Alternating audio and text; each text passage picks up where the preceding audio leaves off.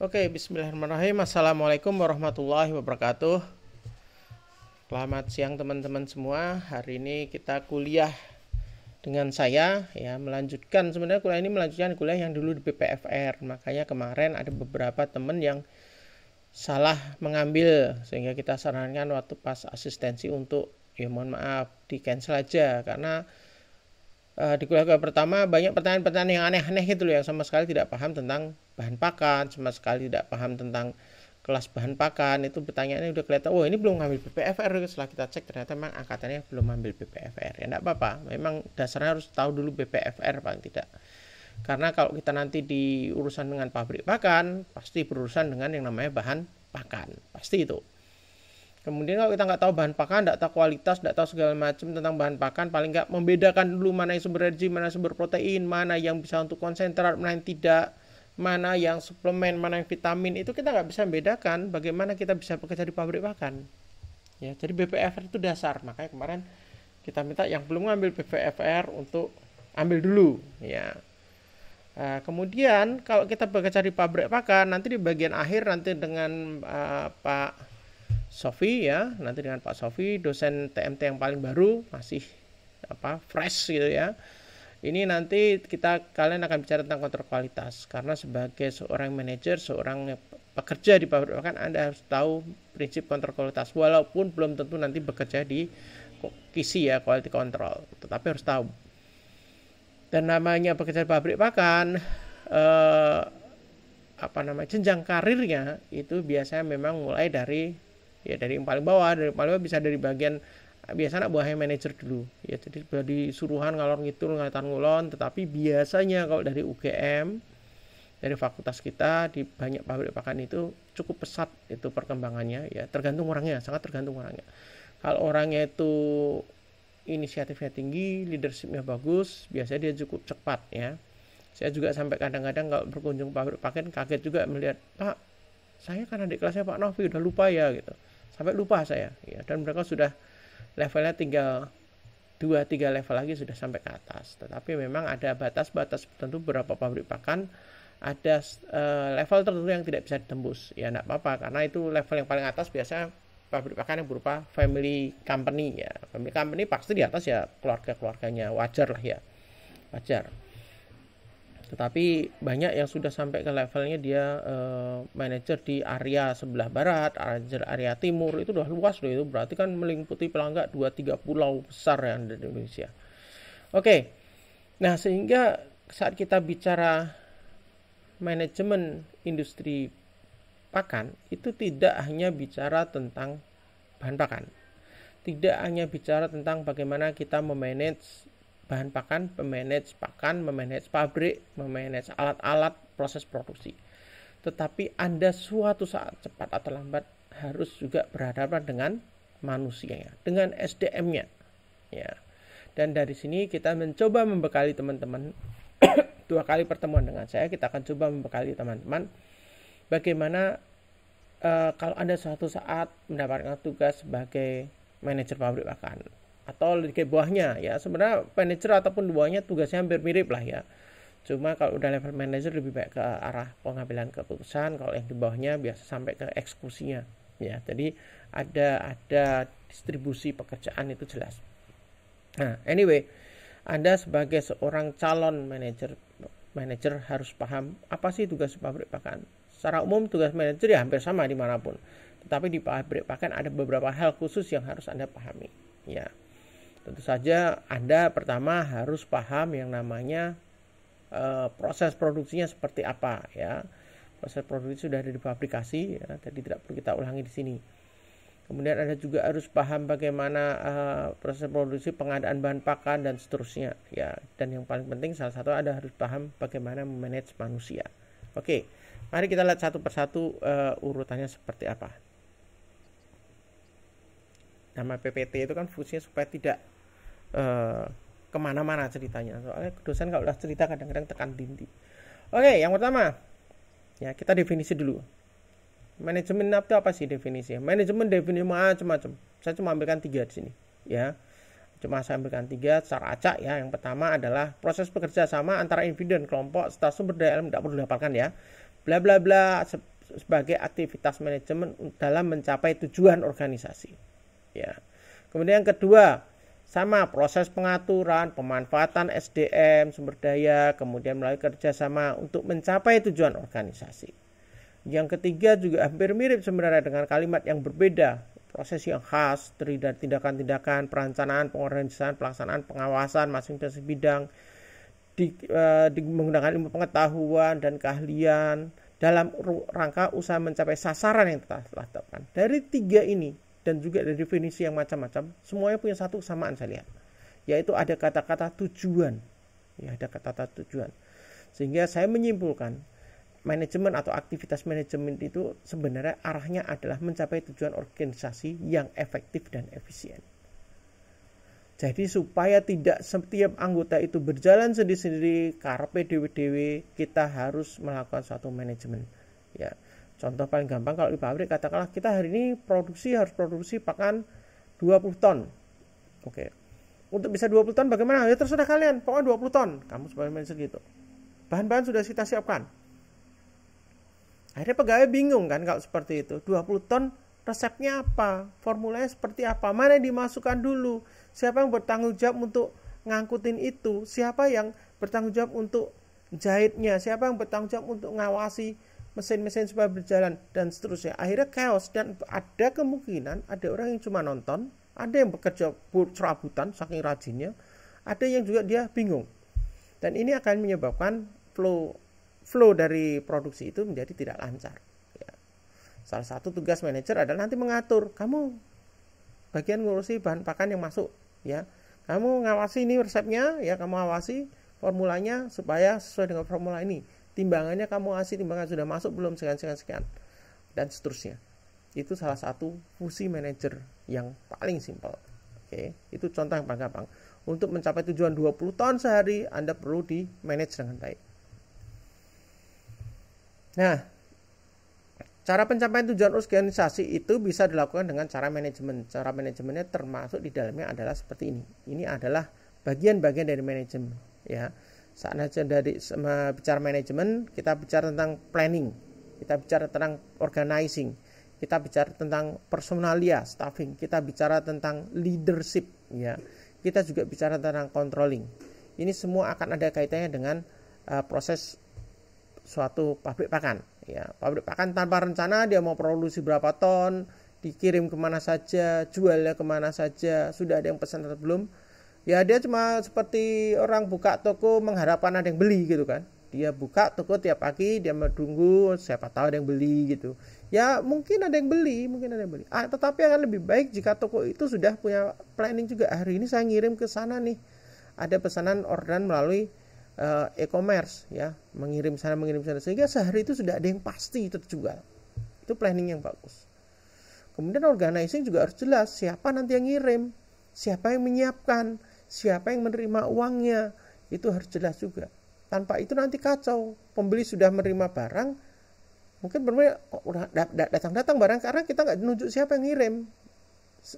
Staf A mengira staf B yang ngirim, staf B mengira sudah dikirim di C dan seterusnya. Ya, begitu barang diterima, konsumen, saya bayar kemana nih? COD gimana? Wah, saya nggak tahu, saya nggak dibilang COD atau gimana. Mungkin ditransfer Pak, transfer kemana? Nggak tahu, ya, karena tidak ada organisasi yang jelas. Ya. Kemudian juga staffing itu juga penting. Janganlah orang yang tidak bisa menghitung matematika gampangannya atau tidak jujur jadi bagian keuangan misalnya. Menghitung 2 tambah 2 aja susah dia. Atau mungkin dia pinter semua perhitungan, tetapi saking pinternya dia juga tidak jujur. Nah, itu juga berbahaya untuk keuangan. Ya. Jadi di keuangan dia harus orang yang betul-betul mumpuni memahami sistem keuangan. Termasuk juga di bagian produksi. Di bagian produksi itu Anda akan heran kalau ke pabrik pakan. Di bagian produksi itu jarang sekali orang peternakan malahan. Betul, kalau Anda ke pabrik pakan, yang ngurusi alat-alat itu bukan orang peternakan, orang teknik. Kenapa? Karena orang peternakan tidak paham begitu alatnya itu macet, bagaimana memperbaikinya. Itu bagian orang teknik. Ya, tetapi orang kita di bagian formulasinya. Ya, jadi memang disesuaikan dengan keahlian masing-masing saat kita melakukan staffing. Kemudian semua itu ada planning bagus, ada organisasi bagus, staffing bagus, harus ada satu leader yang baik. Ya, Leader yang baik itu tidak hanya menyuruh, dia harus bisa memberi contoh. Leader ya, bukan bos ya. Bos itu kan tukang suruh. Kalau leader itu memberi contoh. Ini Anda sebagai mahasiswa punya kesempatan banyak ya. Di UGM itu banyak sekali sekarang acara untuk leadership, kepemimpinan, kewirausahaan dan macam-macam. Semua itu intinya adalah mencoba menumbuhkan jiwa leadership ya. Cara yang bermacam-macam, tidak hanya harus dari langsung apa dulu itu ada istilah MP2 SP2MP ya, tidak harus seperti itu, tapi ada yang lain. PKM itu juga masuk, PMW itu juga membantu aja untuk menumbuhkan jiwa leadership, karena ada di situ unsur kerjasama, teamwork, dan Anda harus bisa melakukan itu sebagai seorang leader ya. Silakan Anda aktiflah di universitas ya. Memang dengan kondisi sekarang aktifnya adalah secara online, tapi tidak apa-apa, online pun Anda kalau melakukan sesuatu kan tetap harus ketemu teman-teman ya.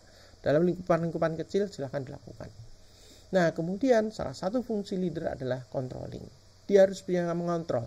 Mengontrol itu memastikan semua berjalan sesuai arahan, sesuai dengan planning. Jika ada yang meleset dari planning, maka kita sebagai seorang leader harus bisa mengembalikan ke alur yang sebenarnya. Ya, kembalikan lagi ke rel yang meleset, dia dikembalikan. Direvisi, diperbaiki. Ya. Dan memperbaiki yang baik seorang leader tidak hanya dengan menyuruh, tetapi dia memberi contoh, dia memberi kesadaran bahwa ini salah. Kamu harus kembali jalan, malah koyo ning film ya, kamu harus kembali jalan yang benar gitu kan. Nah, itu nanti triknya macam-macam di lapangan tidak seperti itu sih bahasanya ya, bahasanya macam-macam, tapi intinya humanisme itu harus ada seorang bagi menjadi seorang pemimpin. Oke. Kita apa sih kaitannya leadership dan SDM, sumber daya manusia? Seorang leader atau pimpinan ataupun manajer lah katakanlah gitu. Dia pertama harus pintar memilih staf atau pegawai sesuai dengan kemampuannya masing-masing. Ya, tadi sudah saya sampaikan sedikit.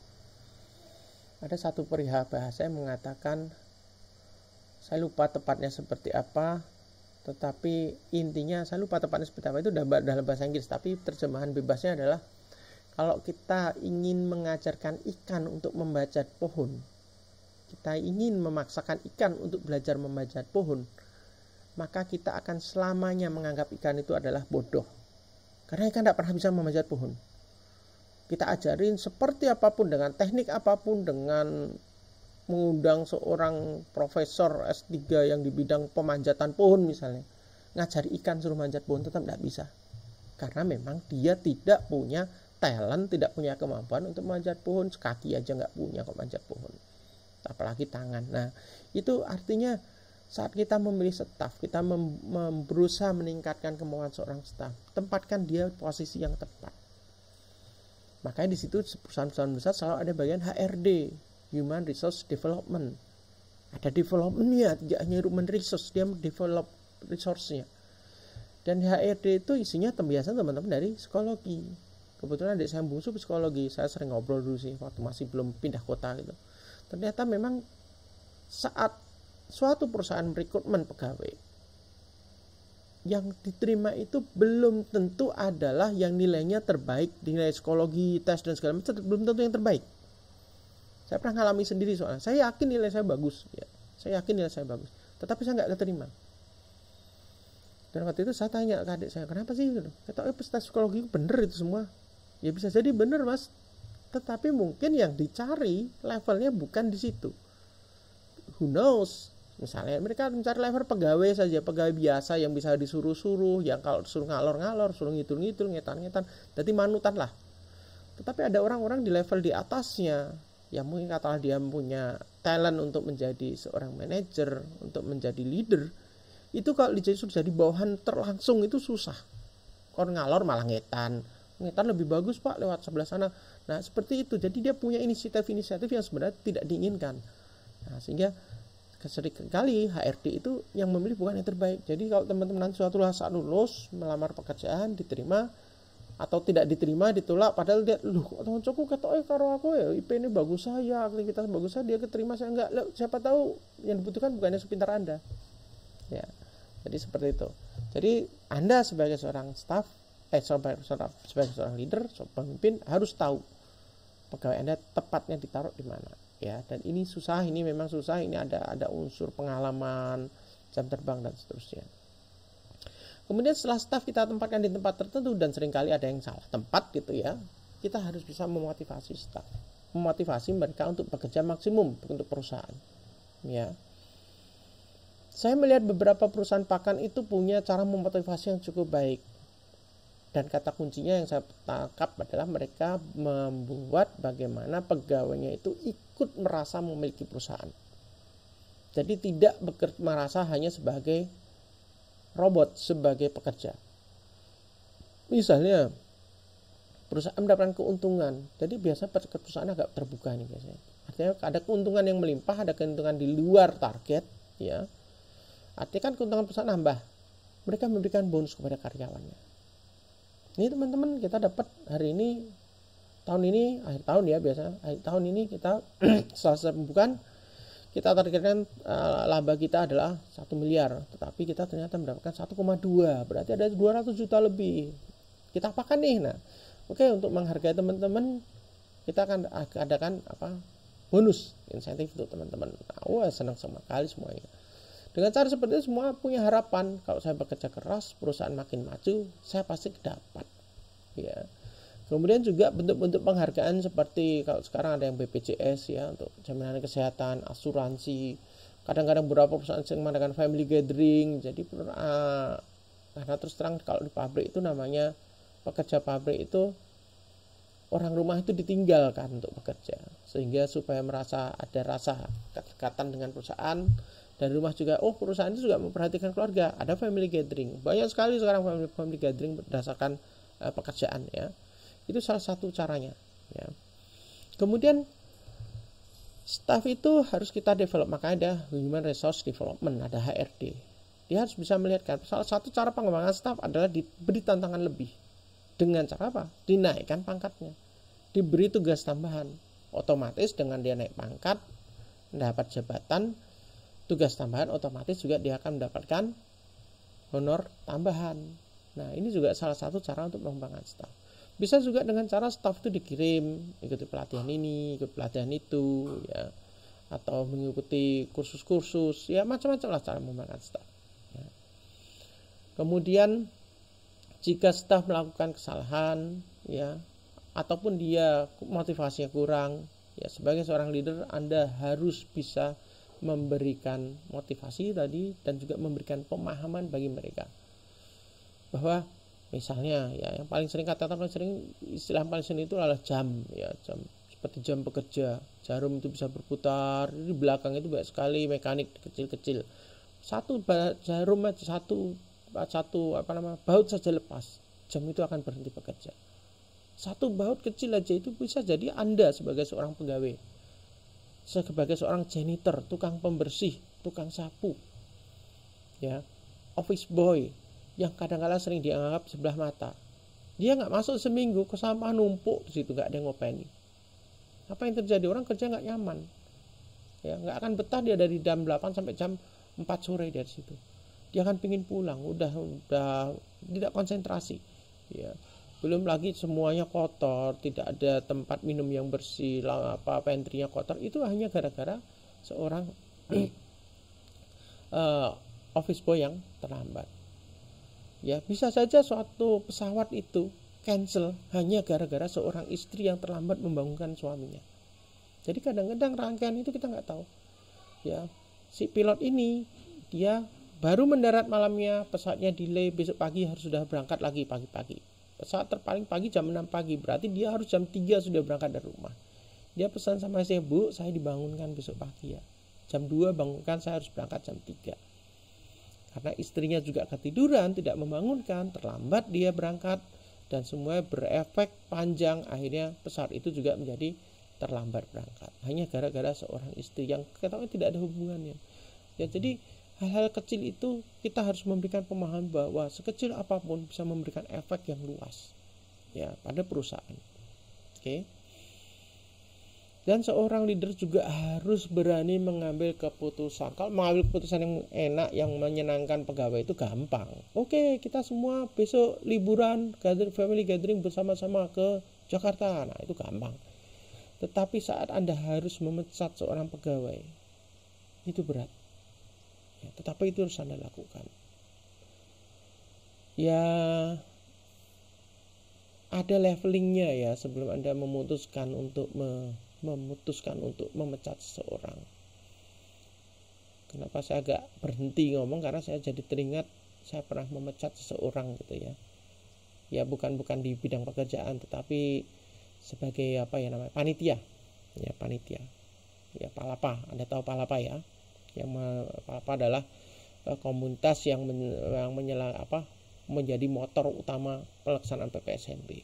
Saya pernah memecat seorang koordinator di Palapa. Ya setelah berbulan-bulan tidak bagus lah kinerjanya, dan setelah kita panggil, kita ajak ngobrol, ternyata ya aneh lah pokoknya gitu. Nah, akhirnya keputusan kita pecat.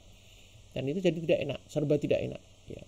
Tetapi alhamdulillah setelah dipecat itu ya digantikan yang lain. Setelah itu motor berjalan lagi dengan baik. Jadi itu memang saya waktu itu sebagai seorang dosen, seorang bapak dari anak-anak saya yang jadi anggota Palapa, itu juga merasa ini anak saya juga gitu loh. Ini masa saya gitu. Dia akan dikeluarkan itu pasti ya malu sekali gitu. Tetapi mau gimana? Kalau itu tidak dijalankan, resikonya lebih besar. Ya. Jadi kita harus menimbang-nimbang satu orang atau banyak orang yang kita pilih. Dan itu tidak mudah. Oke. Butuh keberanian. Oke, kita masih bicara manajemen. Dalam manajemen ada beberapa unsur yang harus kita pertimbangkan. Yang pertama manusia. Manusianya. Ya. Ya karena menjalankan semua itu manusia, makanya selama Anda kuliah banyak-banyaklah ikut di PSO, di UKM, kegiatan-kegiatan kemahasiswaan, karena disitulah Anda belajar memanage manusia. Ini tidak bisa diajarkan di kelas. Tidak bisa dengan teori ini Anda lulus mendapat KKMIP, mata kuliah KKMIP mendapatkan A, pasti Anda pinter memanage manusia. Tidak.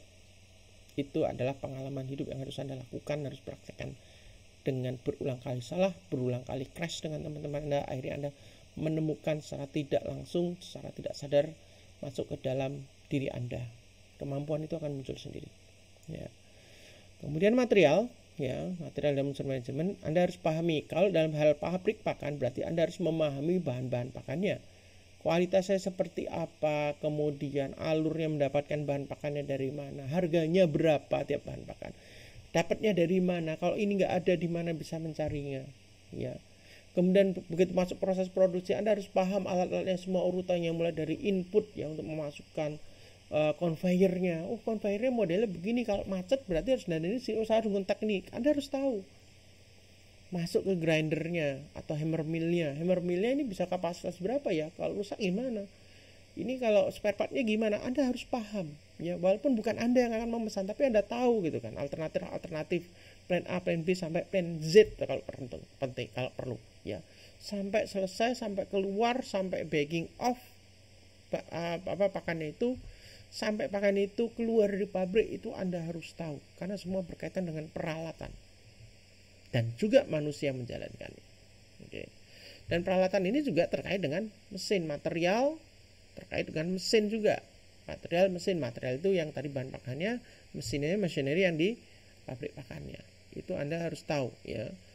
Dan bisa jadi ya memang kalau di pabrik pakan sih permesinan itu yang di dalam itu tidak banyak berubah, karena prinsip dasarnya hampir sama lah ya selama puluhan tahun. Yang nama hammer mill ya begitu itu gitu kan, tidak terberubah menjadi lebih luar biasa atau lebih futuristik, tidak dari dulu yang seperti itu. Tetapi contoh yang di quality control misalnya Proximat lah, untuk melihat Proximat Anda sudah praktikum BPFR ya, Anda ya walaupun praktikumnya online ya, tetapi kalau Anda laksanakan praktikum BPFR Anda bisa menyadari bahwa untuk menganalisis satu bahan pakan mendapatkan 5 indikator itu Anda butuh waktu yang cukup lama, 3 hari sampai 4 hari.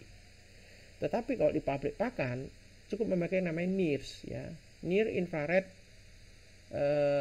near infrared itu apa ya, spektrofotometer. Nah itu bahan pakan cukup ditembak dengan alat itu, berapa detik sudah keluar, PK-nya berapa, kemudian BO-nya berapa, PK berapa, SK berapa, ya. Ini adalah kemajuan teknologi yang harus dikuasai juga, harus dipahami, oke, sebagai seorang manajer. Kemudian cara menjalankan alat atau menjalankan organisasi, ya, Anda juga harus tahu, ya. Tadi contohnya tadi, ambil beli pakan dari mana, proses seperti apa, kalau pakannya itu ternyata tidak sesuai yang ditawarkan, apa yang harus kita lakukan, ada proses refraksi tidak, refraksi itu apa yang harus diperhitungkan, kalau kita kembalikan pakan impor kan tidak mungkin ditolak, berarti harus ada asuransi, bagaimana kita bisa mendapatkan asuransinya dan seterusnya, ya, metodenya harus Anda pahami. Kemudian uang, ya jelas lah, uang kalau tanpa uang nggak bisa jalan, ya, pengelolaan keuangan ini penting, Anda harus paham, jangan sampai Anda sebagai seorang leader, sebagai seorang manajer, Anda dihapusi oleh bagian keuangan Anda, ya, uangnya ditilep, Anda nggak tahu. Anda harus tahu logikanya, kalau produksi dalam satu hari 20 ton, berarti dalam seminggu tinggal dikalikan dengan 7, 140 ton, berarti memasukkan sekian-sekian. Anda udah punya bayangan kasar walaupun tidak menghitung detail. Begitu dilaporkan, loh kok aneh, ada yang aneh nih, ada yang geseh, itu Anda bisa setelah itu dilacak, oh ternyata memang betul, ternyata memang ada kesalahan, ya. Itu Anda harus paham. Kalau Anda tidak paham alurnya uang, ya gampang sekali Anda ditipu, dihapusi oleh pegawai Anda. Kemudian Anda juga harus tahu pasar. Nah, ini salah satu kuncinya keberhasilan suatu usaha. Dan biasa yang mencari pasar selain bagian pemasaran itu juga manajer. Network, hubungan antar person, ya, jaringan yang kita punya itu juga merupakan suatu pasar yang luar biasa. Dan jangan berpikir jejaring atau jaringan itu kita bangun setelah Anda lulus. Jejaring Anda bangun mulai dari sekarang, saat Anda mahasiswa, ya. Dan seringkali jejaring kita itu kita tidak sadari, tidak pahami.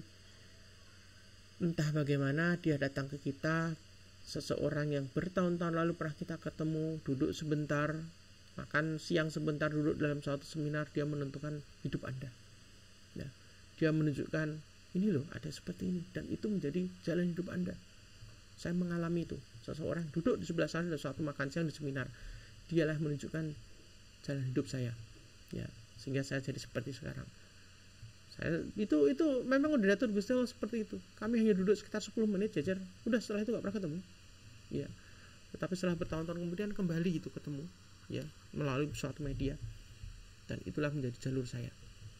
Itu luar biasa, memang Gusti Allah itu rahasia Allah itu seperti itu. Makanya berbaik-baiklah pada semua orang, jangan pilih-pilih. Anda tidak tahu orang yang sekarang Anda injak suatu saat mungkin jadi atasan Anda, atau jadi seseorang yang menentukan hidup Anda, ya. Jangan sekali-sekali menginjak kepala orang kalau kepala Anda nggak ingin diinjak. Oke. Manajemen pakan tugasnya apa sih, ya? Macam-macam, ya, banyak sekali, ya, tapi saya sampaikan intinya saja, ya.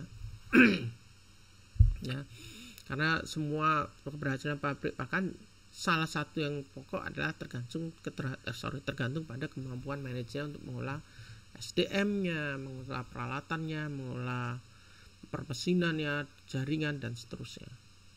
Oke. Nah, inilah tugas utamanya, poin-poinnya. Dia harus memastikan ada produksi berjalan terus, on time, low cost, ya. Kemudian kapasitas produksinya sesuai dengan mesin-mesin yang dimiliki, tidak kurang dan tidak berlebihan. Kemudian ada jaminan mutu yang harus dia bisa lakukan, harus dia pegang, kontrol. Di sini controllingnya, peran dia ada di kontrol. Dan dia harus memastikan keuangannya itu bagus, tidak over input, ya.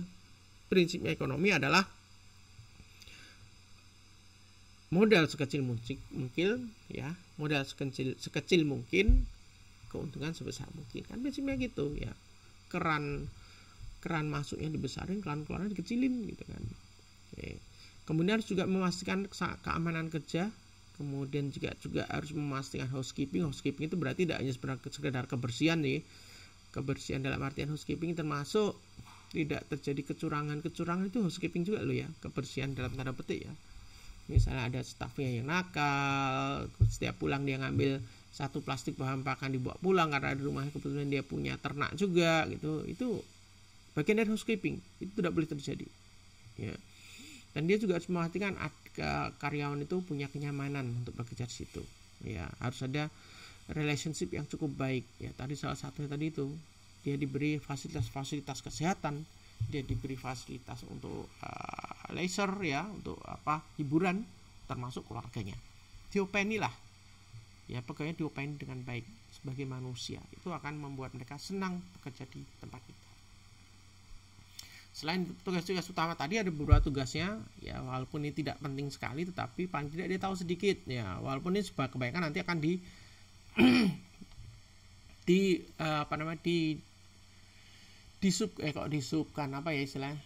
dipasrahkan, dipercayakan kepada stafnya. Contohnya engineering tentang pemesinan, sebagai seorang manajer atau leader dalam pabrik, Anda kalau ada mesin hammer mill rusak, Anda nggak perlu dandani sendiri, sudah ada engineer yang mendandani ya.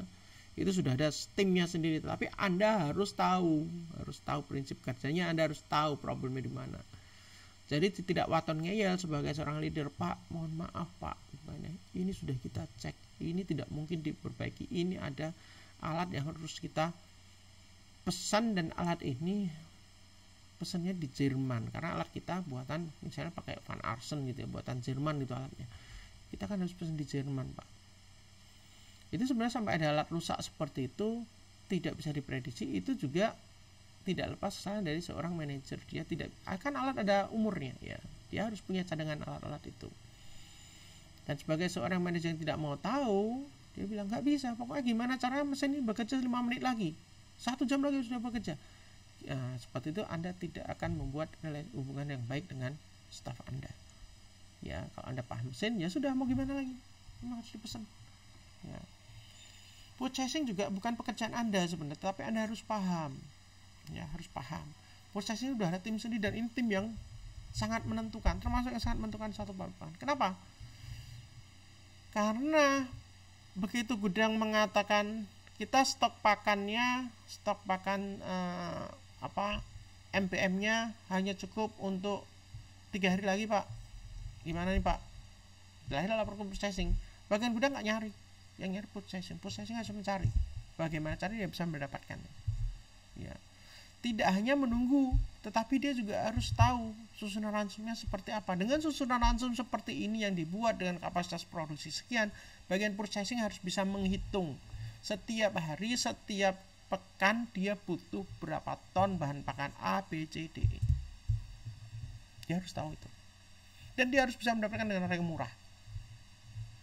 Sehingga di satu perusahaan itu bagian purchasing itu pasti bagian tersendiri. Di situ tidak hanya orang-orang ekonomi, ada orang peternakanya juga ya. Seperti salah satu di bagian di Java ya, di Java Sragen kalau nggak salah ya, Sragen itu bagian purchasingnya adalah kakak kelas saya ya, alumni kita. Dia sudah jadi manajer di bagian purchasing. Itu pekerjaannya bukan main-main itu ya. Kemudian juga harus memahami traffic dan transportation untuk bahan pakan jadi keluar itu sekarang sudah tidak lagi ditangani oleh pabrik. Kalau pabrik besar lah ya. Kalau pabrik menengah dan kecil biasa masih melayani pengiriman sampai ke tempat. Ya, apa COD lah apa kalau sekarang istilahnya, atau by franco. Harga by franco itu artinya harga sampai di tempat tujuan. Tetapi kalau di manajer pabrik besar tidak. Mereka hanya menjamin bahan pakan itu sampai di pabrik pakan itu, setelah keluar itu sudah di luar mereka, harus diambil sendiri ya. Sehingga untuk ini traffic and transportation adalah ini metode yang dilakukan dulu sekali itu pabrik pakan besar masih melakukan begitu, tapi sekarang tidak lagi, tinggal pabrik menengah dan kecil. Nah, community relation itu juga salah satu manajer pabrik ya, walaupun di sini memang ada timnya sendiri, tapi kadang-kadang kan namanya konsumen, kadang-kadang saya mau ketemu bosmu, nah ngobrol gitu. Itu biasa ngobrol itu tuh, makanya jangan kalau lihat ya katakanlah ada pejabat atau direktur main golf bersama, sebenarnya bukan main golf yang penting. Main golf itu ngapain sih? Itu bola ditutuk jalan, waktu dia jalan ke sana atau naik golf cart itulah dia kuncinya. Saat itu dia ngobrol sambil jalan, sambil nunggu giliran dia ngobrol, lobby terjadi di situ. Luar biasa. Dan tidak hanya golf saja ya, dengan berbagai macam yang lain-lain juga seperti itu ya. Makanya olahraga yang santai seperti itu di kalangan pebisnis itu populer. Kenapa para pebisnis tidak milih main tenis gitu kan? Lah kowe maintenance kapan nih ngobrol gitu, ada depan jauh gitu gitu. Paling pas duduk nunggu sebentar. Lebih lama mainnya. Tapi golf itu kan selesai, jalan dia gitu. Jadi carilah permainan-permainan, suka-suka Anda menguasai hal-hal seperti itu yang mainnya nggak capek tapi baik ngumpulnya. Itu suatu saat bisa jadi untuk ngobrol gitu ya, untuk relationship. Termasuk yang saya dalami sekarang jemparing itu juga gitu itu. Mana sambil duduk jadi kan sambil ngobrol itu. Dan saya dapat network alhamdulillah banyak sekali dari situ. Oke. Tugas manajer pabrikan ini juga sama sebenarnya dengan yang tadi. Sudah tadi sebenarnya ya. Tapi saya ini versi yang agak berbeda sedikit. Maaf, saya harus banyak minum karena masih baru. Ini lagi isoman nih saya cerita nih, kalau teman-teman yang belum tahu. Di rumah saya isoman ini, alhamdulillah obat hari ini habis. Udah 5 hari isoman saya. Oke. Tapi masih kadang-kadang cepat kering ini, saya harus banyak minum. Oke. Tugas manajer pabrik pakan yang pertama adalah planning, organizing, controlling, directing. Ini tadi sudah sebenarnya ya. Kita cepat aja jadi. Planning tadi sudah saya sampaikan, ngulangi aja ya. Tadi sudah saya sampaikan, planning itu plan itu future tense, masa depan. Dan tidak ada planning untuk masa lalu, nggak ada. Planning mesti ke depan. Ya, tujuan harus terfokus. Ya, suatu perusahaan, company, pabrik pakan tanpa tujuan, tidak punya planning minggu ini produksi berapa, hari ini produksi berapa, yang pesen siapa atau dikirim kemana, kapan dia ambil, kacau pasti kacau. Bagaimana kalian bisa mengoperasikan suatu pabrik pakan, stocking saja, kita bicara stocking saja. Misalnya, ransum paling sederhana aja, ransum ayam. Ransum ayam itu berapa? 50% sampai 60% jagung, ya kan? Berarti separuhnya jagung. Katakanlah perusahaanmu kecil lah, cuma bisa produksi sehari 10 ton. Berarti Anda hari ini harus punya jagung 5 ton, ya kan? Sisanya apa? Sisanya nanti ada misalnya di DGS, kemudian ada tepung ikan, kemudian di situ ada juga MBM, kemudian ada apalagi sorghum dan seterusnya ya. Katakanlah di situ ada 4-5 ingredient yang lain. Katakanlah 5 lah paling gampang, dan masing-masing 10%, dan biar pas lah hitungan kita. Ini kira-kira aja. Jadi 50% karena produksi 10 ton itu 5 ton adalah jagung. Kemudian 1 ton adalah bahan A sampai E. Oke. Itu yang harus Anda ada punya untuk hari ini. Tetapi kan yang namanya stocking tidak hanya mencirikan yang ada hari ini dicampur mixing selesai gudang kosong, tidak. Untuk besok harus sudah ada hari ini. Ya. Dan pabrik pakan itu tidak mau dibuat besok barang ini ada tiap hari datang, tidak. Dia harus stocking satu minggu, 2 minggu, bahkan kadang-kadang beberapa bahan bisa di stok sampai 1 bulan. Bagaimana begitu stockingnya ini? Stocking itu kan dihitung berdasarkan produksi Anda. Produksi Anda apakah selalu 10 ton? Kalau Anda produksi 10 ton, nunggu orang beli, nggak jalan. Anda harus punya planning. Ini mau saya jual kemana? Udah ada yang pesan belum? Kalau dia pas tidak ada yang pesan, ya produksi dikurangi, sehingga gudang Anda nggak numpuk. Itu salah satu bagian dari planning. Anda harus tahu setiap hari saya mengeluarkan berapa, setiap minggu mengeluarkan berapa, sehingga saya harus produksi berapa. Dengan produksi sekian, saya butuh bahan apa saja. Stocking saya minimal, saya harus ada 3 hari lah. Ya, syukur-syukur seminggu. Gudang saya kecil, cuma bisa 3 hari, oke 3 hari. Gudang saya besar, oke bisa seminggu, oke seminggu. Ya. Bayangkan kalau tadi cuma 10 ton sehari, 5 ton jagung, berarti kalau untuk seminggu 5 kali 7, Anda harus punya stok sekitar 35 ton. Itu banyak loh ya, banyak itu. Jangan dibayangkan semua produksi 10 ton nyimpennya gudang nggak besar ya, banyak itu ya. Jadi perencanaan seperti ini itu akhirnya apa? Saat saya memberikan pabrik, saya harus perencanaan gudang saya ukurannya berapa, tempat produksinya berapa, untuk simpan tempat bahan pakan jadi berapa, dan seterusnya. Itu bagian dari planning. Itu planning, baru planning pabrik, belum planning pegawai, belum planning keuangan, dan seterusnya. Anda harus tahu. Untuk bisa planning ya, Anda juga harus paham flow-nya pabrik dan seterusnya.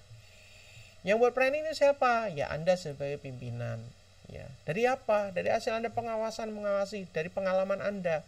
Oh, kalau produksi 10 ton berarti harus punya stok sekian, gudangnya sekian dan seterusnya. Dan harus punya prediksi. Hari ini bisa 10 ton, besok ada apa ya? Ada pesanan cukup banyak nih. Ada yang minta 30 ton, berarti besok 30 ton, berarti 3 kali lipat stoknya untuk 3 hari ke depan. Ya. Kemudian juga perencanaan bisa berubah juga. Misalnya ada bahan-bahan atau alat-alat baru, atau ada bukan penemuan sih, kadang-kadang rules baru, import jagung dibatasi, tobat mau gimana. Jadi pabrik pakan cari cara, oke kita ganti jagung dengan gandum, dan itu terjadi saat jagung dibatasi pakai gandum. Mereka istilahnya feed wheat, padahal feed wheat dengan food wheat sama saja, kualitasnya sama. Cuma kalau dinamai feed wheat pajaknya lebih sedikit daripada kalau food wheat. Food wheat itu yang untuk bikin Indomie, mie instan, untuk untuk roti, itu food wheat. Food wheat yang campurkan di pakan. Itu banyak sekarang, ya. Nah, kemudian juga bisa saja perencanaan dari staf Anda atau dari pengaruh-pengaruh dari masukan-masukan dari teman-teman Anda di luar, itu bisa, ya. Nah, saat melakukan perencanaan apa yang dipikirkan? Pakai what, why, when, where, who, how. Ya. Apa yang harus dikerjakan? Anda harus petani dulu. Mengapa itu harus dikerjakan? Apa yang harus dikerjakan? Contohnya, kita harus memproduksi untuk besok, kita harus produksi bahan pakan 20 ton. Kenapa harus 20 ton? Oh, karena 10 ton pesanan, 10 ton untuk stok. Oke, kalau gitu kapan kita kerjakan ini? Itu diambil besok sore, berarti besok pagi harus kita mulai kerjakan. Space kita cukup enggak? Pabrik kita bisa enggak mengerjakan ini 20 ton? Kapasitasnya cuma 10 ton. Gimana caranya bisa 20 ton? Oh, kalau gitu kita subkan. Cari pabrik pakan kecil lainnya yang mau membantu mengerjakan kita, misalnya. Atau dibuat ada 2 shift, selesai 10 ton shift kedua. Kemudian kalau pakai 2 shift, pekerja kita kan cuma segini, gimana? Ya sudah, kita ambil pekerja tambahan, pekerja pocokan lah. Ya, jadi harus ada yang ngerjakan, lembur, kalau perlu lembur. Terus gimana caranya supaya efektif kerjanya? Ya nanti you jadi pengawasnya, ya shift 1, 2 dibagi 3 shift. Kamu A, shift 1, shift 2 dan seterusnya. Jadi ini semua harus sudah di planning oleh seorang manajer. What, why, when, where, who, and how. Oke. 6 poin itu. Ini kayak belajar bahasa Inggris ya. Question mark. Ya. Oke, bagian kedua. Ada 4 ya tadi ya. Seorang manajer harus tahu bagaimana mengorganisasikan pekerjaan. Pembagian pekerjaan. Pembagian pekerjaan biasa dilakukan dengan cara melakukan struktur organisasi. Ada ketua, ada bendahara, wakil, dan seterusnya. Sama seperti Anda di organisasi kemahasiswaan. Dan di setiap struktur itu sudah ada tugasnya masing-masing. Ada job description-nya, ya toh. Dan setiap job description, setiap posisi punya wewenang dan tanggung jawab masing-masing. Ya, sekretariat bertanggung jawab terhadap semua urusan surat menyurat. Dia nggak tanggung jawab sama urusan keuangan. Keuangan urusan bendahara, misalnya seperti itu. Ya. Dan ini ditentukan SDM, siapa yang menentukan ini kamu masuk sini, itulah adalah Anda sebagai seorang manajer. Oke. Tentu saja Anda harus menerima masukan dari orang lain. Ya. Nah, pengorganisasian itu meliputi misalnya Anda menetapkan tugasnya, siapa yang mengerjakan, bagaimana tugas itu dikerjakan, perlu pakai kelompok orang atau dikerjakan satu orang atau bagaimana. Terus fungsi controlling juga ada di sini. Harus dilaporkan hasilnya ke kita. Siapa yang lapor ke? Ya. Kemudian kalau ada keputusan-keputusan, ya harus dibuat di lapangan. Boleh nggak keputusan itu dilakukan tanpa kita, tanpa saya? Oke, kita percayakan pada staf kita. Kamu boleh ngambil keputusan nanti kalau ada masalah ya. Tapi kalau nggak berani, telepon saya. Nah, misalnya seperti itu. Sekarang kan udah teknologi luar biasa, tinggal angkat telepon beres. Gitu. Saya pernah merepotkan orang. Ya, lab kami pernah merepotkan orang, teman-teman yang di satu perusahaan pakan. Kami bertamu ke sana, ke daerah mereka, mereka tahu kami datang, kemudian dijemput. Ya, karena hubungannya cukup baik ya, Fakultas Peternakan dengan pabrik pakan ini.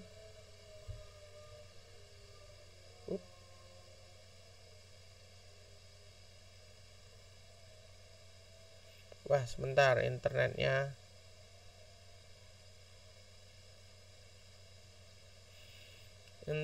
tiba-tiba hilang.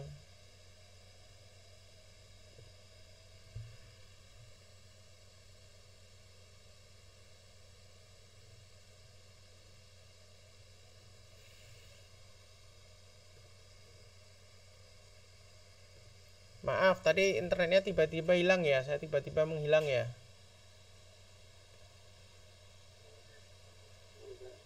Udah connect lagi sekarang? Aduh, tapi harus lagi asik cerita ya. Sebentar.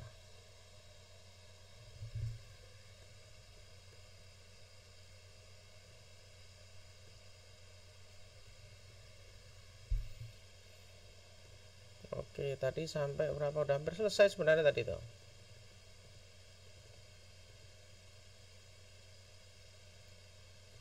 Sampai sini ya, directing. Oke. Jadi organisasi dan directing. Saya mau cerita sedikit tentang pengalaman saya. Jadi pengalaman kami di lab merepotkan salah satu, bukan manajernya tapi anak buah manajer. Jadi manajernya begitu kita tahu datang ke daerah mereka, mereka memerintahkan salah satu bawahannya, subnya dia langsung untuk menemani kita. Muter-muter kemana kita mau selama 3 hari. Padahal dia punya pekerjaan dah. Dia punya tanggung jawab yang tidak bisa ditinggalkan. Ya, dia harus mendirect, memberi pengarahan pada anak buahnya di lapangan. Tapi manajernya adik kelas kami gitu kan, jadinya tolong pokoknya ditemani, harus ditemani. Pak Novi, Bu Andri, Pak Dimas ini harus ditemani kemanapun mereka mau, ya. Pokoknya all in one gitu istilahnya mereka. Ya, dan saya waktu di lapangan melihat di jalan gitu, di mobil berjalan cukup jauh gitu kan menuju tempat yang kami tuju. Dia sibuk, tetap sibuk buka laptopnya. Dia nelpon sana, nelpon sini. Saya melihat, Mas, tetap kerja masih ini. Ya Pak, ini nggak bisa ditinggal Pak. Ini saya tetap mohon maaf ya sama samping ini. Tapi saya katakan saya salut ya. Teman-teman ini di company pekerjaannya luar biasa. Kalau nggak begini nggak selesai Pak pekerjaan. Saya bisa aja Pak, nanti saya beralasan saya diperintahkan oleh Pak manajer untuk nemeni sehingga saya nggak bisa dihubungi. Bisa Pak, 3 hari saya pending semua pekerjaan saya. Tetapi setelah ini Pak, sampai saya seminggu Pak nggak akan istirahat Pak, ngejar yang 3 hari ini. Jadi saya lebih baik begini, tidak apa-apa ya Pak ya. Nah, tidak apa-apa, silahkan, saya paham, saya bilang gitu. Jadi dia memanfaatkan fasilitas yang disediakan. Yaitu tadi salah satunya adalah handphone. Jadi pengarahan, kalau zaman dulu harus ketemu, kumpul. Kita kuliah dulu harus kumpul dalam satu kelas. Sekarang Anda kuliah sambil tidur-tiduran di kamarnya sendiri. Saya juga penasaran kadang-kadang kalau kuliah seperti ini, jangan-jangan beberapa di antara kalian juga ketiduran betul, bangun-bangun sudah selesai ya kan. Tapi ya nggak apa-apa, nanti silahkan ditonton lagi videonya. Jadi pengarahan tetap harus dilakukan, baik secara direct maupun indirect. Tetapi pengalaman saya ada beberapa hal, ada beberapa kasus yang memang membutuhkan ketemu secara fisik. Secara fisik. Karena begitu ketemu secara fisik dengan ketemu secara layar gini, itu berbeda, ada yang berbeda.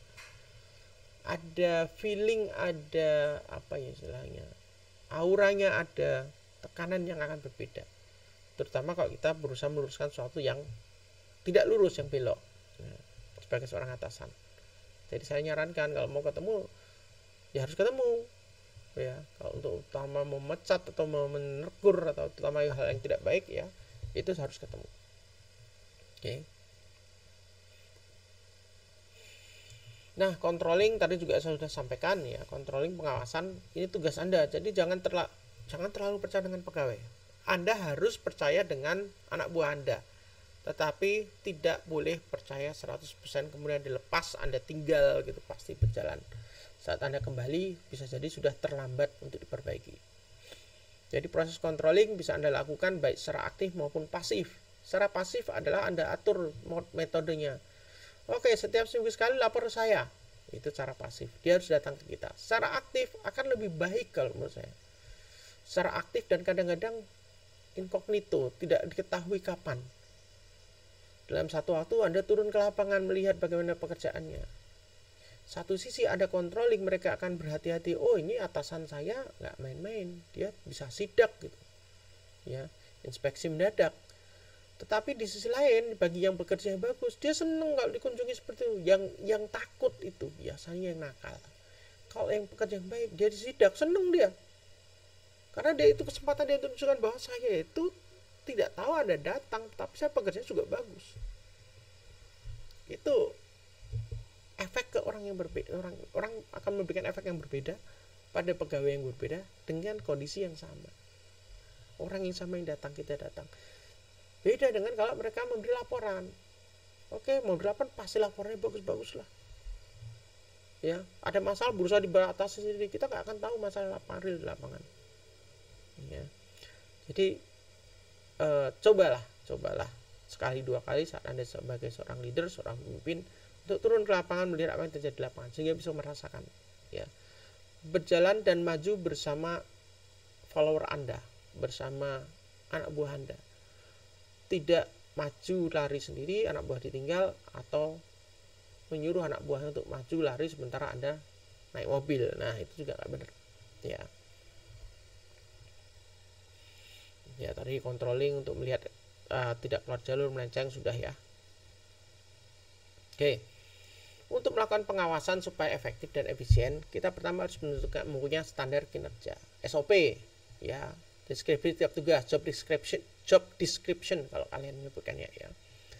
Kemudian ada kinerjanya, ya. Jadi ditunjukkan bahwa SOP-nya bendara ini berarti dia kinerjanya harus bla bla bla. Harus ada tujuan, patokan. Kemudian setelah itu kinerjanya kita bandingkan dengan standar kinerja, melebihi, sesuai, atau kurang. Setelah itu baru kita beri koreksi. Jika kurang atau berlebih, kita beri apresiasi, ya. Nah, ini adalah langkah-langkahnya. Jadi semua pekerjaan harus kita identifikasikan, standar pekerjaan seperti apa, kinerja seperti apa, dievaluasi, kemudian dikoreksi. Sama dengan yang tadi sebenarnya. Nah, terakhir, halaman terakhir nih. Belum ya? Masih ada beberapa belakang, tapi ini bagian terakhir ya, bagian terakhir maksudnya. Manajer pabrik pakan atau sering disebut plant manager ada punya tanggung jawab 3P. Tanggung jawab ya, sekarang itu tanggung jawab pertama pada personalnya, people-nya, produknya, dan juga pada plant atau pabriknya, ya. Kalau pada people-nya, yang pasti dia harus bisa memastikan ada profit bagi personnya juga. Jadi pekerja kita harus mendapatkan keuntungan. Kalau kita dapat keuntungan, pekerja kita sudah dapat. Seperti yang saya sampaikan tadi depan, ada bonus tambahan kalau keuntungan kita naik di atas target. Harus ada planning yang baik untuk pegawai-pegawai kita, ya. Kemudian juga pegawai ini juga harus public itu artinya kita terbuka dengan perusahaan pegawai kita, ya. Kita untung sekian, kita ada keuntungan, peningkatan keuntungan. Jangan kalau pas kita ngomong ke pegawai kita marah-marah hanya kalau pas rugi saja, ya. Tetapi saat kita untung kita nggak ngomong apa-apa. Tidak, kita harus ngomong semuanya. Dengan cara seperti itu pegawai akan punya rasa memiliki perusahaan. Oke. Kemudian produktivitas pegawai, produktivitas pabrik, kemudian kebijakan yang kita ambil, itu juga pegawai juga people, orang-orang yang sekitar kita harus tahu, ya. Kemudian setiap orang di dalam company kita juga harus ada rasa bangga, pride, ada rasa bangga pada korsanya. Kemudian dia punya kemauan untuk praktek yang bagus dan dia paham filosofi perusahaan. Maka di perusahaan-perusahaan itu mesti ada visi dan misi, ya. Visi itu harus dipahami. Kenapa? Karena itu adalah perusahaan kita mau ngapain, mau jadi apa. Itulah cita-cita yang harus kita capai bersama-sama, ya. Oke, ini cepat aja deh. People itu terkait dengan seleksi pegawai, training, kemudian ada insentif kalau dia prestasinya bagus, atau berupa punishment, bisa potong gaji dan segala macam kalau prestasi tidak bagus. Kemudian penempatan pegawai juga harus sesuai. Ini tadi sudah saya sampaikan di depan sebenarnya. Kebanggaan korps, ya. Ada rasa pride memiliki dan dia merasa kenyamanan kerja. Ini biar Anda gampang belajar. Kadang-kadang kok baleni. Tadi udah saya sebutkan, kecepatan nyebutkannya, tulisannya berkeluar sekarang. Produk ya, produk kita punya tanggung jawab sebagai manajer untuk memproduksi makanan kualitas yang baik, tepat waktu, murah dan aman, serta dalam kondisi kerja yang aman. Oh, jelas lah ya. Untuk plan, plan itu bukan tanaman ya. Kalau kita bicara pabrik pakan, kita nyebut plan itu berarti pabrik pakan gitu ya. Skill plan atau propertinya kita harus tahu kapasitas produksinya. Ya. Jangan menerima job di luar kapasitas produksi kita. Perusahaan kita hanya bisa produksi 200 ton sehari, Anda menerima job 500 ton sehari. Tobat ya. Ya, nama Anda akan turun. Ya. Kemudian harus efektif tetapi tetap berkualitas. Ya. Perawatan alat juga harus dijaga. Ini juga nanti akan timnya sendiri, dan setiap orang punya rasa memiliki pada alat sehingga tidak cepat rusak alatnya itu. Rasa memiliki artinya ya punya alatnya dirawat seperti punya kita, bukan memiliki terus dibawa pulang, itu nggak boleh ya, beda itu bukan memiliki, yang itu yang dimaksud. Kemudian kondisi fisik bangunan itu pasti ada umur pakai, bangunan peralatan ada umur pakai. Nah ini Anda harus tahu bangunan umur pakai sekian puluh tahun, ada nilai penyusutan toh. Nilai penyusutan itu harus disimpan untuk perbaikan. Alat juga sama seperti itu.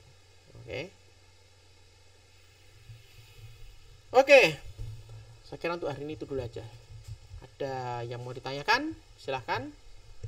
Kalau yang mau tanyakan boleh mengacungkan tangan, raise hand, atau langsung on mic-nya.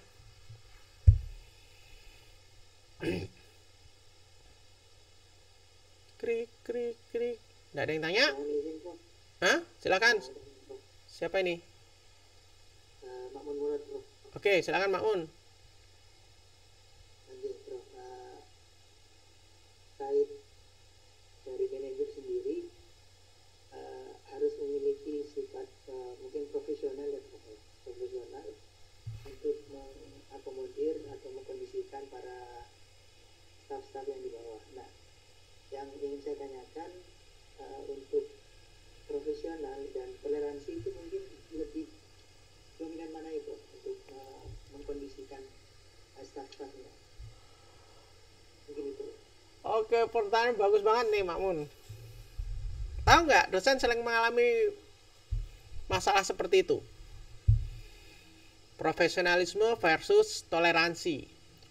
Kalau toleransi dalam bahasa orang Jawa itu ya ratakan hati nih. Dan saya baru mengalami beberapa kali saya mengalami gitu. Ujian skripsi yang diuji katakanlah tidak layak untuk lulus, parah. Pernah terjadi ya, hasil penelitian itu ya rancangan penelitiannya salah, kemudian juga jadi perlakuan yang diteliti A tetapi parameter yang digunakan tidak ada hubungan dengan perlakuan. Itu kan berarti salah kan, harusnya ngulang kan ujian skripsi seperti itu. Penelitian yang ngulang. Secara profesional, apa yang harus saya lakukan? Pasti nggak lulus toh anak ya. Nggak saya luluskan secara profesional.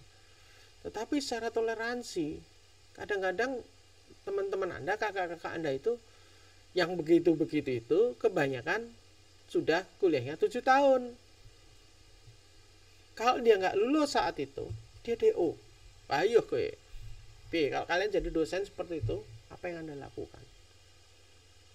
Mana yang ada profesionalisme Anda atau toleransi Anda? Orang tegel tadi itu. Dan hal seperti itu juga sering Anda ketemu dengan saat Anda nanti bekerja. Pertanyaan mana yang didahulukan? Kita nggak bisa buta banget kita mengatakan bahwa harus profesionalisme, harus toleransi. Masalah toleransi yang berlebihan juga akan jadi bumerang bagi kita. Katakanlah begini, ada mahasiswa tidak ikut ujian akhir, dia mengontak saya sebagai dosen pengampunya. Pak, maaf Pak, saya tidak ikut ujian akhir, mohon ujian ulang. Oke, sebelum diizinkan mesti saya tanya, kenapa kemarin tidak ikut ujian akhir? Saya ketiduran Pak. Pernah betul, serius. Ada yang menjawab dengan jujur, saya ketiduran Pak. Kira-kira Kalau seperti itu jawaban profesional apa jawaban toleransi yang Anda jawab? Jawaban profesional ya jelas dia tidak kita izinkan. Jawaban toleransi kasihan juga nih, kan tiduran bukan salah dia juga kan, mungkin dia capek kita nggak tahu. Oke lah, nggak apa-apa, kamu ikut ya. Kalau saya toleransi yang saya lakukan saat itu ya, ada nggak kemungkinan muasal lain yang ketiduran atau menggunakan alasan ketiduran untuk meminta ujian akhir, ujian susulan? Banyak. Atau lupa ya, alasan lupa itu paling sering. Alasan yang sangat mudah terjadi.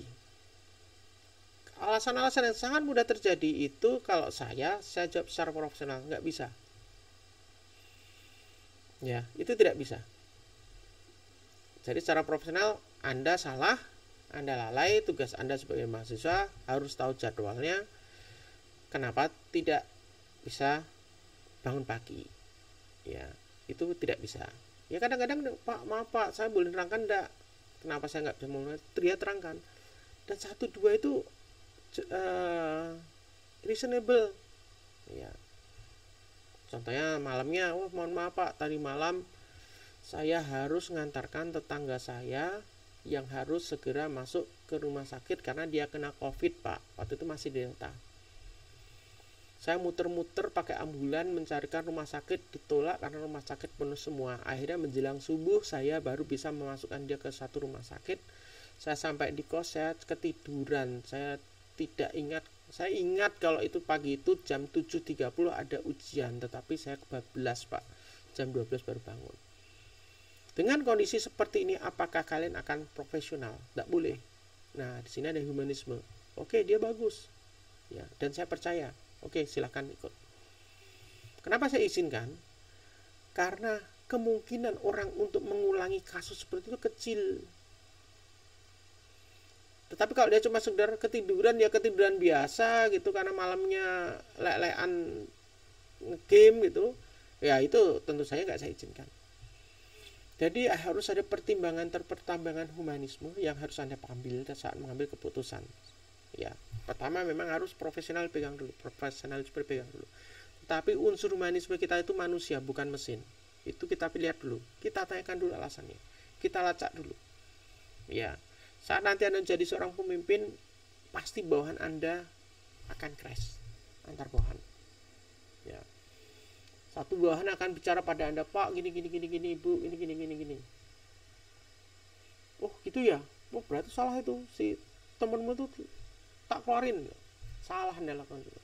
Anda panggil dulu yang satunya lagi. Pasti ceritanya versinya berbeda. Ya enggak? Dua orang yang berselih pasti ceritanya ada dua versi. Ya. Begitu Anda ketemukan dua orang itu, Anda panggil satu-satu, suruh cerita, ada versi A, ada versi B. Setelah itu Anda temukan, suruh cerita, akan ada versi C nanti. Coba aja kalau teman Anda yang berselih, Anda lakukan gitu, panggil satu-satu, ada versi A, versi B. Setelah ketemu nanti akan ada versi C. Ya, nah itu baru Anda bisa putuskan mana yang benar, mana yang salah. Jadi memang ya profesionalisme dulu, tetapi Anda harus lacak dulu, Anda lihat dulu secara humanis apa masalahnya, apakah Anda bisa memberi pengecualian. Ya, jika pengecualian itu dilakukan dengan, karena bahasanya makmum tadi, toleransi, pastikan bahwa pengecualian yang Anda lakukan ini kecil kemungkinannya untuk terulang di depan ataupun sudah pernah terjadi di belakang. Jadi jangan sampai nanti yang dulu bilang, loh saya dulu kok nggak boleh, ini boleh. Atau yang besok-besoknya, dulu itu boleh loh Pak, sekarang saya juga mesti boleh. Nah, hati-hati kalau Anda mau pengecualian. Makanya kalau di akademik itu boleh mengajukan ujian ulang gitu kan, UTS atau UAS, ujian akhir, jika satu sakit, mewakili gitu kan, anggota keluarga inti meninggal, itu kan ada klausul. Karena klausul itu nggak ada yang mau mengulangi gitu kan. Siapa yang mau gitu kan untuk lulus ujian seperti itu? Tidak ada. Itu betul-betul klausul force majeure. Gitu ya, Makmun ya. Oke. Mudah-mudahan cukup jelas jawabannya. Ada lagi? Oke, kalau nggak ada nggak apa-apa. Ya, sudah waktunya sholat zuhur juga. Terima kasih teman-teman semua. Ya, kita ketemu saya sekali lagi ya pekan depan. Setelah itu 2 pekan lagi nanti kita kuliah umum dengan Pak Muson. Tahun lalu bagus sih kuliah dengan Pak Muson, saya tertarik juga ikutnya, saya ikuti juga. Minggu depan kita kuliah lagi sama jam 11.15 di channel ini ya. Di channel ini di link ini ya, linknya sama ya. Oke, terima kasih. Wassalamualaikum warahmatullahi wabarakatuh.